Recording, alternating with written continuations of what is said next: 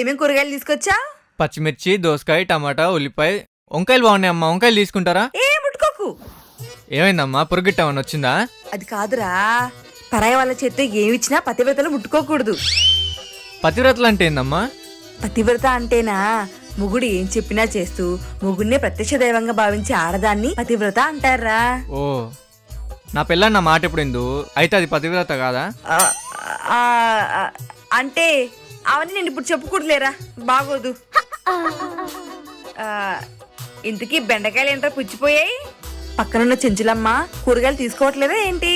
లేదమ్మా, అదేదో వ్రతం అని చెప్పింది, తీసుకోలేదు ఇవాళ. నాకు తెలియని వ్రతమా ఏంటి? ఏం చేస్తుందిరా? అదేదో వైబ్. ఓ, వైభవ లక్ష్మి వ్రతమా? ఆ. నాకెందుకు తెలీదు. అయినా అలాంటి వాళ్ళు చేస్తే గజలక్ష్మి, సంతాన లక్ష్మి, ధనలక్ష్మి అనుకుంటూ వచ్చేస్తారా ఏంటి? నా అలాంటి పతివ్రతాలు చేస్తేనే ఆ అష్టలక్ష్ములు దిగొస్తారు. అదే.